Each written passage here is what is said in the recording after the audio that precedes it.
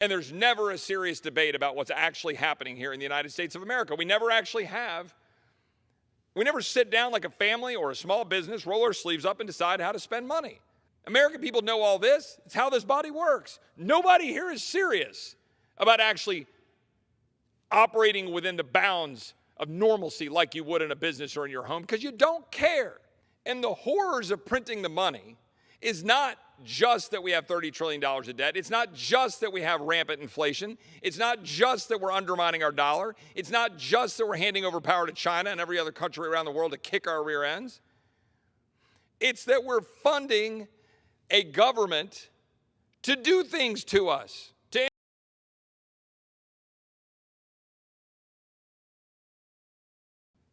and to fundamentally alter and transform this society into one that is expectant from government rather than serving themselves and their fellow man and their communities. We are destroying the core of this great country by empowering government, and doing so knowing full well we don't have the dollars or the resources to do it, knowing full well that we're ripping out the soul of people by taking away the value of work and destroying family units, destroying the public education system by turning them into political corruption entities. The veil having been lifted now after COVID has exposed so much of that corruption, of what we just saw in Loudoun County, Virginia, what we just saw unfold in the Commonwealth of Virginia. The American people are seeing the corruption that flows from the dollars that flow from this town without any responsibility. And again, that is not a partisan statement.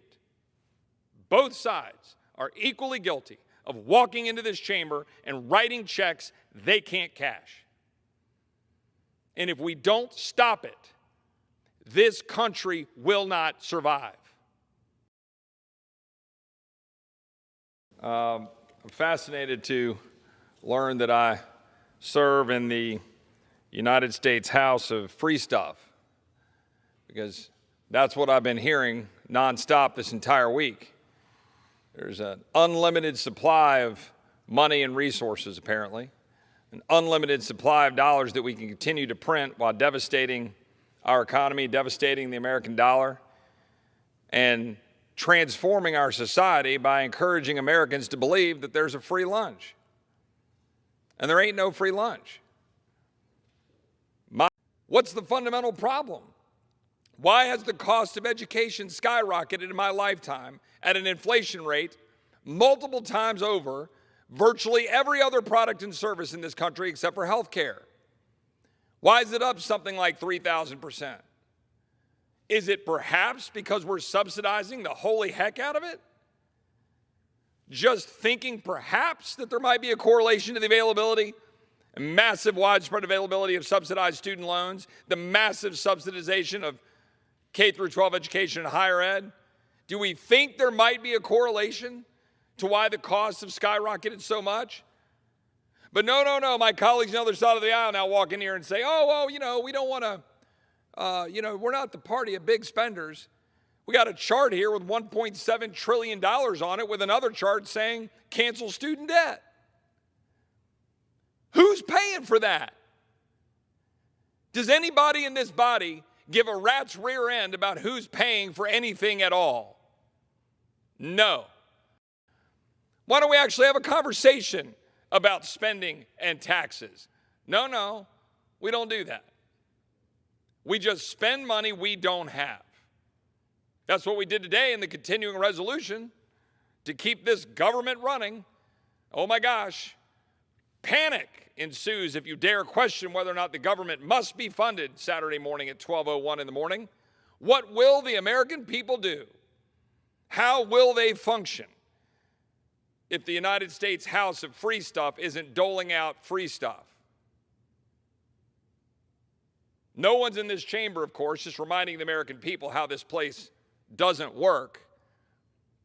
We're now on 5.5 straight years of no amendments being offered on the floor of this august chamber. I'd just like to remind the American people every once in a while that what they saw about how a bill becomes a law is a complete fraud. See, there's a handful of people who get into a room and they decide what you're going to vote on.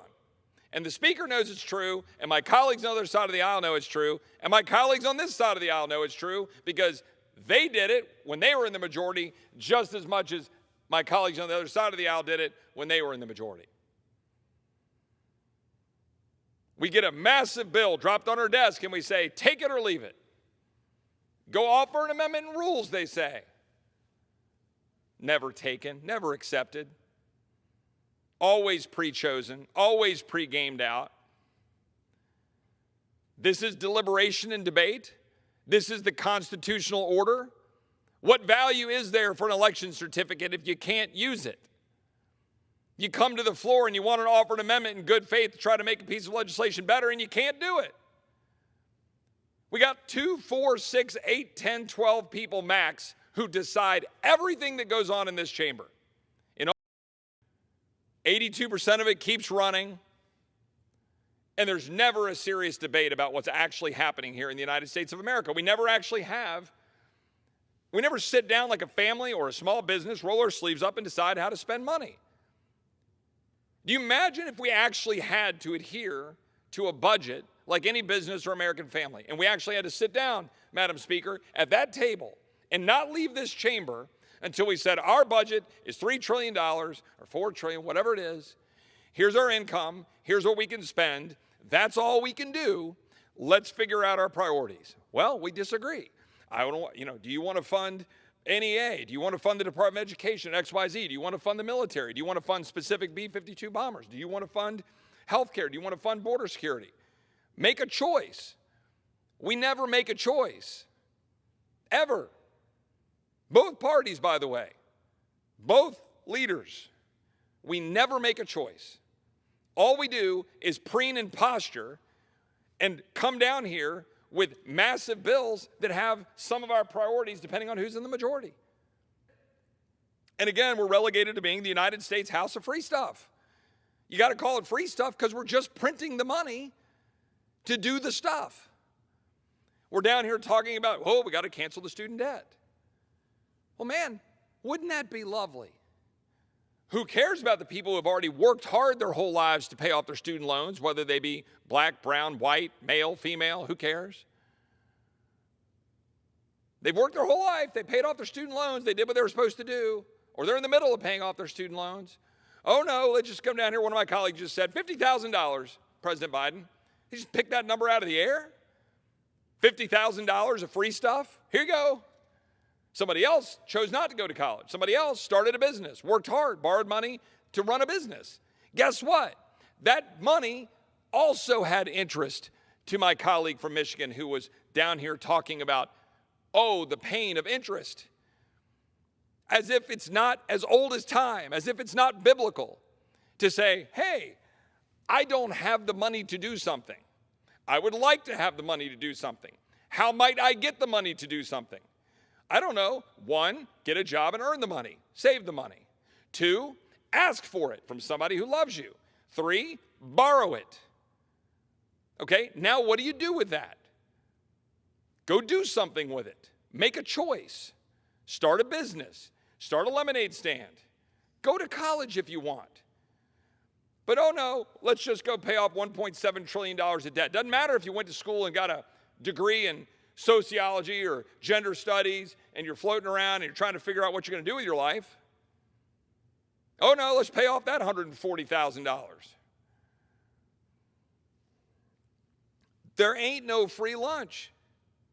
But we live in this fiction that we can just keep printing money. And the horrors of printing the money is not just that we have $30 trillion of debt. It's not just that we have rampant inflation. It's not just that we're undermining our dollar. It's not just that we're handing over power to China and every other country around the world to kick our rear ends. It's that we're funding a government to do things to us, to interfere with us. We're funding an FBI to target parents for daring to question the wisdom of school boards around this country. And then people say, that's not true. You must be embellishing. It's not true. We just had hearings with the Attorney General of the United States.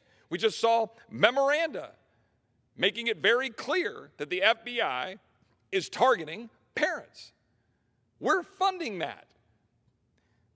Lie that won't easily slip out about what's actually going on, like Border Patrol agents whipping migrants. No apology. All of those Border Patrol agents down there on the front lines, dealing with COVID, dealing with being outmanned, outgunned, dealing with cartels, no apology. But here we sit in the United States House of Free Stuff, in particular to carry out vaccine mandates on the American people that are getting slapped down one by courts across this country. Because, of course, the President of the United States doesn't have the authority or the power to mandate that an American citizen go into a doctor's office and get a needle jabbed in their arm. He doesn't have that power.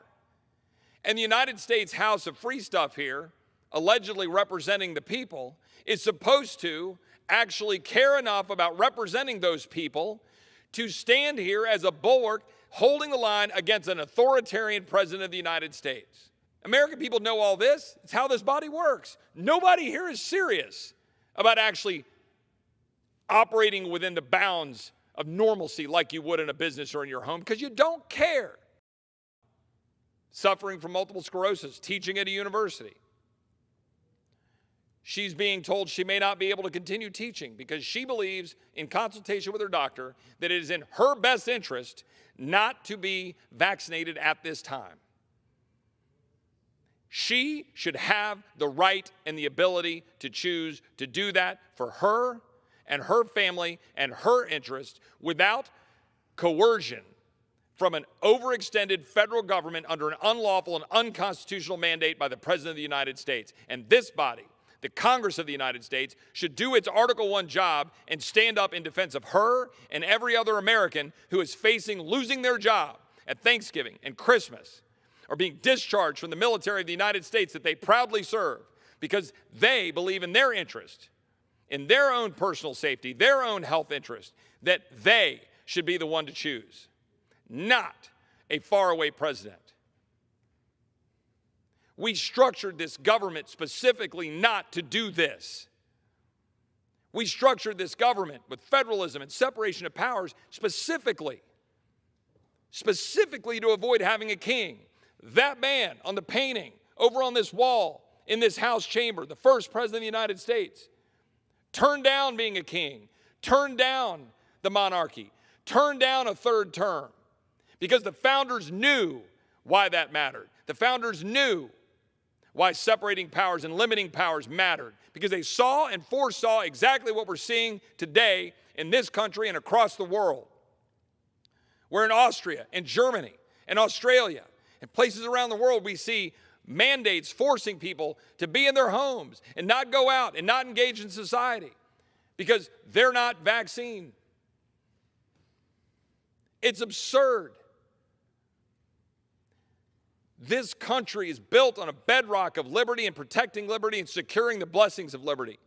And this president is stepping on it, and the United States Congress, members of both parties, are MIA, missing in action, unwilling to stand up in defense of liberty while patting themselves on the back for voting no on a continuing resolution and then kicking it over to the Senate for one man to stand on the floor of the United States Senate, Senator Mike Lee, daring to say we should have a vote on an amendment that says we shouldn't have the vaccine mandates. God bless Mike Lee for doing that. I hope he holds to his guns.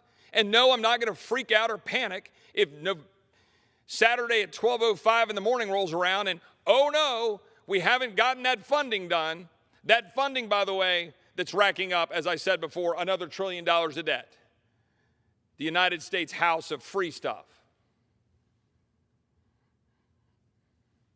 Father called me up in tears because his 13-year Army veteran son is likely going to be discharged because he believes, based on his conversation with his doctors, that it is not in his interest to get the vaccination. Millions of Americans who know they have natural immunity, who have been ignored, who have been absolutely ignored because the leaders of our national health organizations and agencies aren't actually focusing on natural immunity. We haven't had a study on natural immunity of any consequence out of our leaders. We've had to rely on Israel and the UK and other places and private entities. But all of these millions of Americans who have natural immunity are being told, sorry, you must still go get a needle stuck in your arm in order to have a job. In what world is this the land of the free? It is not. And in what world are the people in this chamber who are supposed to represent the people of the United States, how are they doing their job in the Article 1 branch of our federal government if they're not standing up for those people? Those people who are going about their life, making a decision in their interest.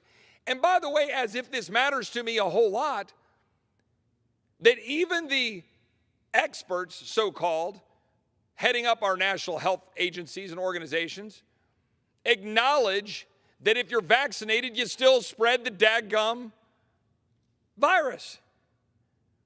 It literally makes no sense. We're killing people. We're restraining and restricting therapeutics that can actually help people. We belittle people who are working in consultation with doctors to find ways to solve the problem if they happen to get the virus, whether they've been vaccinated or not, by the way.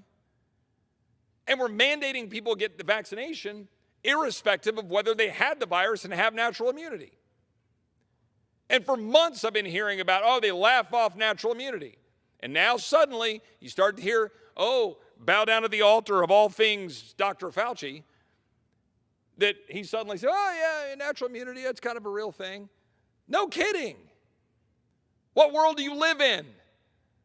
The world of Washingtonian magazine and propping your feet up with sunglasses and getting cool pictures and throwing baseball games out of games? Veterans, active duty military, frontline health workers, university teachers, professors, visiting professors, people across this country in private business. Now, hopefully the courts will strike this down. But since when is it the job of the Article 1 Congress to punt to the courts and say, well, I hope you do it. Do we care about the power of the purse? Do we care if bureaucrats are targeting American citizens, saying, you must get the needle in your arm? And there's no science indicating in any way, shape, or form that those mandates are solving any problem at all, but rather causing problems. A lot of people in this town seem to have forgotten that the American people are not our subjects. They are our fellow citizens, and we owe them the duty of representing them. They are our neighbors, our relatives, our friends. The people are sovereign in this country, not the president. George Washington turned that down. The founders rejected that structure. And yet this body, which was supposed to be a check against an overbearing executive acting as a monarch, refuses to check the executive. On the 626th day, into 15 days to slow the spread, we have had enough. The American people have had enough of being lied to and told what to do by a tyrannical federal government and so-called experts that we cannot and should not trust. This continuing resolution that we passed today was considered under a closed rule. As I said earlier, no chance for amending it. I offered an amendment upstairs, rejected. We don't want to have a debate on vaccine mandates. Why would we want to do that? My colleagues, I assume, would not like to take a vote on a vaccine mandate funding repeal. Otherwise, why not have the vote? Why not have the debate?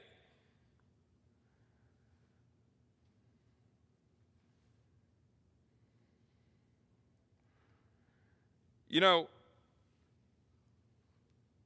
the more and more that we turn over the decision making to a small group of people in this body and a small group of people in the Senate and a couple of people at the other end of Pennsylvania Avenue, the more and more this republic is getting ripped apart thread by thread.